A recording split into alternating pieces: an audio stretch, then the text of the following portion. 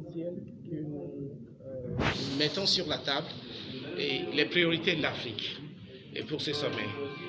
Une cinquantaine de dirigeants africains, une cinquantaine de chefs d'État et des hommes du business et de la société civile vont se rendre à Washington.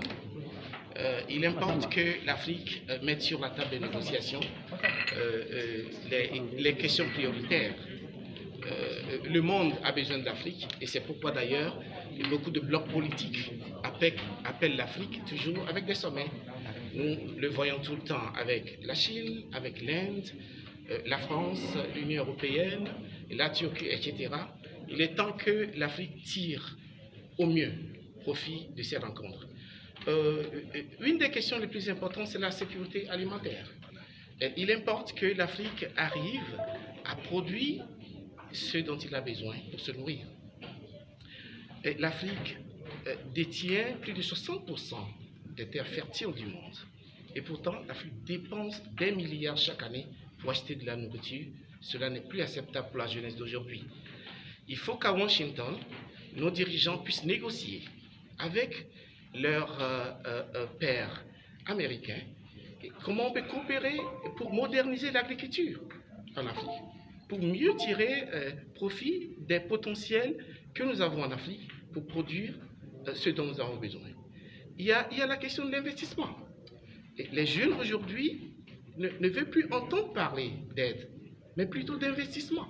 Ils ont des talents, ils ont des compétences, ils ont besoin de l'investissement. Donc il faut que nos chefs d'État qui se rendent à Washington négocient avec les institutions de développement pour qu'on investisse en Afrique afin de donner des opportunités aux jeunes qui veulent prendre des initiatives, qui veulent devenir des entrepreneurs. Il importe qu'on privilégie l'investissement par rapport à l'aide. Il y a la question de la jeunesse, l'emploi. La question de l'emploi pour la jeunesse n'est plus une question sociale. Les seigneurs de guerre qui recrutent les jeunes Africains pour des guerres honteuses que nous avons maintenant sur le continent arrivent à le faire parce que les jeunes n'ont plus d'autre choix. Donc il importe qu'on investisse dans l'emploi. Régler les questions de paix et sécurité en Afrique n'a pas besoin de force militaire. Il faut s'attaquer à l'aspect social. La force militaire ne peut que renforcer les dispositions sociales. Et autre chose, nous avons vu nos dirigeants africains aller dans les capitales du monde pour faire des sommets. Ils vont au Japon régulièrement, ils vont en Russie, ils vont en Chine, mais il faut mettre en place un processus de redevabilité. Aux États-Unis, il faudrait que, après Washington, qu'on puisse dire aux Africains, voici les impacts sortis de nos discussions avec nos pairs américains. Donc à Washington, il est important de mettre en place un cadre pour faire le suivi des décisions qui seront prises. Et c'est un peu de ces questions que nous aimerions discuter aujourd'hui avec vous, pour que vous en fassiez l'écho face à nos dirigeants qui se préparent pour partir à Washington. Tout à l'heure, vous avez parlé du programme que vous avez adopté. Comme je l'avais dit tantôt, One Campaign est un mouvement mondial, c'est un mouvement citoyen qui veut en finir avec l'extrême pauvreté et les maladies évitables. Notre équipe africaine a décidé de prioriser les questions de l'emploi.